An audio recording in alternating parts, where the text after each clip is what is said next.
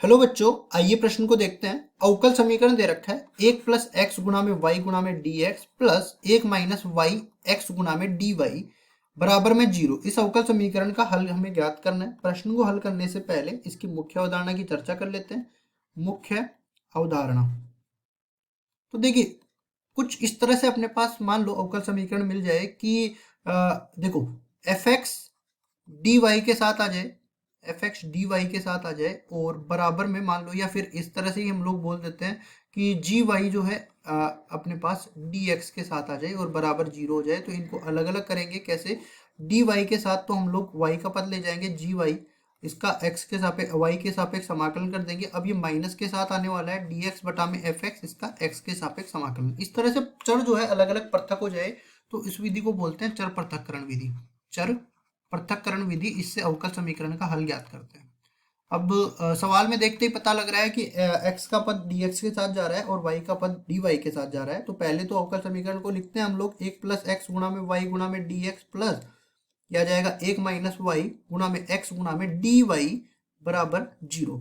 इसको दूसरी तरफ ले जाते हैं तो ये बन जाएगा 1 प्लस एक्स गुणा में वाई गुणा में डी एक्स बराबर, ये देखो माइनस के साथ जाएगा लेकिन माइनस इसमें उबनिश लेके ये बन जाएगा वाई माइनस 1 गुणा में एक्स गुणा में डी वाई। अब देखिए वाई के साथ डी वाई के साथ वाई के पद ले जाते हैं तो ये बन जाएगा, देखिए वाई माइनस 1 बटा में वाई और गुणा में डी वाई, और ये बन जाएगा इधर से बराबर में 1 प्लस एक्स बटा में एक्स गुणा में डी एक्स।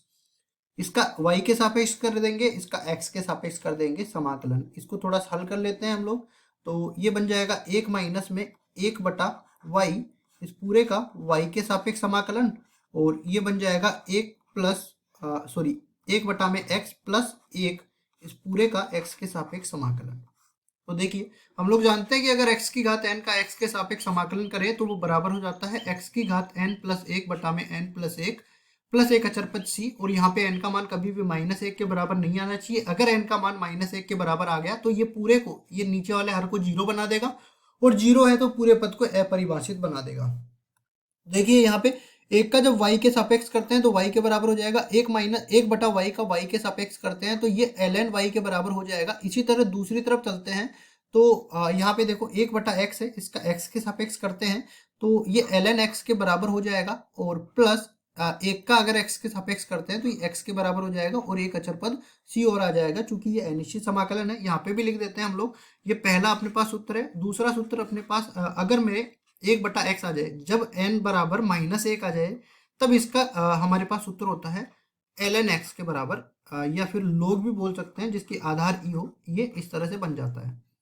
तो ये सूत्र, दोनों सूत्रों का उपयोग करते हुए हम लोग इसको समाकलित कर दिए। अब इसको आगे थोड़ा और सरल कर सकते हैं। अगर मैं ln y को दूसरी तरफ ले जाऊं और x को इधर ले आऊं तो y माइनस में x बराबर में ln x plus ln y plus c बराबर में 0, ये बन जाएगा। उसके बाद देखो log का एक गुणधर्म होता है, यहाँ पे लिखते हैं log m plus log n, इस तरह से आ जाए तो ये बन जाएगा, देखो log m plus log n बराबर log mn, ये गुणा हो जाएंगे अंदर वाले पद। तो y माइनस में x बराबर ये हो जाएगा log एक्स वाई, जिसका आधार ई है, या ln एक्स वाई भी लिख सकते थे, प्लस एक अचर पद c आ जाएगा।